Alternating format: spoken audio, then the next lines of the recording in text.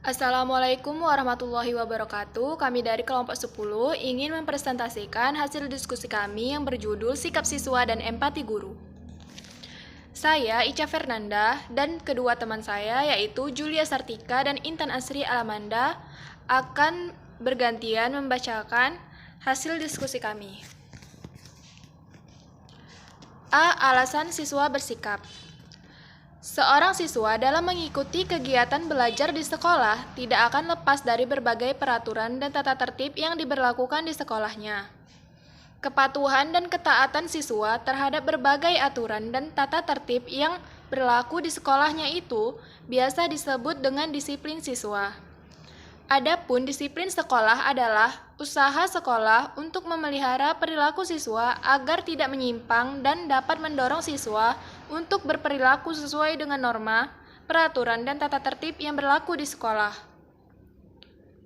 Adapun faktor-faktor di sekolah yang mempengaruhi perilaku siswa mencakup: yang pertama, relasi guru dengan siswa; yang kedua, relasi siswa dengan siswa; yang ketiga, kedisiplinan sekolah erat kaitannya dengan kerajinan siswa dalam sekolah dan belajar. Sekolah adalah sebuah lembaga yang dirancang untuk pengajaran siswa atau murid di bawah pengawasan guru di lingkungan sekolah. B. Sikap tidak layak: mengganggu, membuli, emosional, provokator, berkelahi, membolos, berbicara kotor, ribut saat jam pelajaran, tidak mematuhi tata tertib, sering keluar masuk kelas. C. Menghadapi sikap siswa. Guru melakukan pendekatan khusus terhadap siswa yang mempunyai perilaku negatif.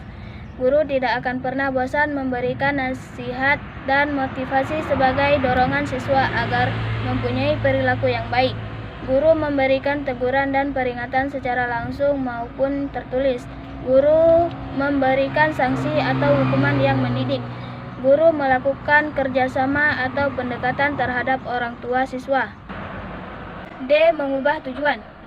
Yang pertama, tentukan hal yang dapat Anda lakukan lebih dulu. Salah satu hal yang menghambat adalah ketika Anda tidak mengetahui harus mulai dari mana. Namun, mulailah dari hal-hal sederhana yang menempatkan anak dalam kondisi berisiko secara emosional maupun fisik.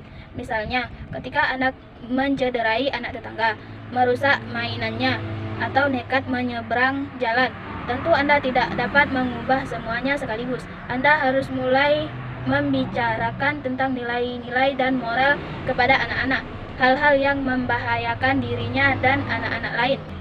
Yang kedua, mulailah satu persatu. Ketika anak merasa kesal, lalu masuk ke kamar dan membanting pintunya sambil membentak Anda. Lakukan satu hal yang ingin Anda ubah pertama kali. Ubahlah satu demi satu perilaku yang Anda rasa salah. Jangan mencoba untuk mengatasi semuanya sekaligus. Yang ketiga, jelaskan perubahan yang Anda inginkan. Jika Anda akan melakukan pendekatan baru saat menghadapi perilaku anak yang salah, ada baiknya apabila Anda menjelaskan alasannya kepada si buah hati. Mungkin hal tersebut akan membuat anak Anda marah dan frustasi. E. Berempati kepada siswa. Berempati kepada siswa ini bisa mengajak siswa mengikuti kegiatan sosial, membiasakan anak mengucapkan 3 kalimat seperti maaf, tolong, dan berterima kasih, membacakan cerita moral, mengajak anak mengunjungi tempat wisata alam, dan memberikan tugas piket. F. Guru dan empati. Empati seorang guru juga akan berpengaruh terhadap peningkatan dan pengembangan sekolah sendiri, baik dari segi norma sekolah, kesatuan sekolah, dan tujuan serta sasaran sekolahan yang ingin dicapai. Tingkat pendidikan dan pelatihan yang pernah ditempuh atau diikuti oleh seorang guru sangat berpengaruh pada tingkat empatinya. Semakin tinggi pendidikan yang pernah ditempuh, semakin tinggi juga tingkat keterampilannya. G. Beberapa istilah. Yang pertama, empati kognitif. Empati kognitif adalah kemampuan untuk memahami perasaan dan pemikiran seseorang.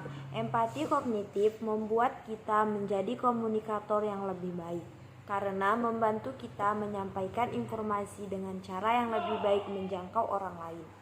Yang kedua, empati emosional atau empati efektif. Empati emosional atau empati efektif adalah kemampuan untuk membagikan perasaan orang lain. Beberapa orang mengabarkannya sebagai rasa sakit di hati. Sejenis empati ini membuat Anda untuk membangun hubungan emosional dengan orang lain. Yang ketiga, empati walis asih. Empati walis asih ini merupakan perasaan yang lebih dari sekedar memahami orang lain dan berbagai perasaan mereka. Itu benar menggerakkan kita untuk mengambil tindakan membantu sebisa kita. Here you can read an item on the list. H. Perkembangan empati. Empati emosi. Menurut pakar psikologi perkembangan, Hoffman menerangkan bahwa empati ini adalah empati global, karena ketidakmampuan anak-anak membedakan antara diri sendiri dan dunianya, sehingga menafsirkan rasa tertekan bayi lain sebagai rasa tertekannya sendiri. Bayi 0-1 tahun akan mencoba melihat bayi lain yang menangis dan sering sampai ikut menangis. Yang kedua, empati egosentrik. Pada usia 1-2 tahun, anak sudah mampu melihat dengan jelas kesusahan orang lain, bukan kesusahannya sendiri. Secara naluriah akan mencoba meringankan beban penderitaan orang lain.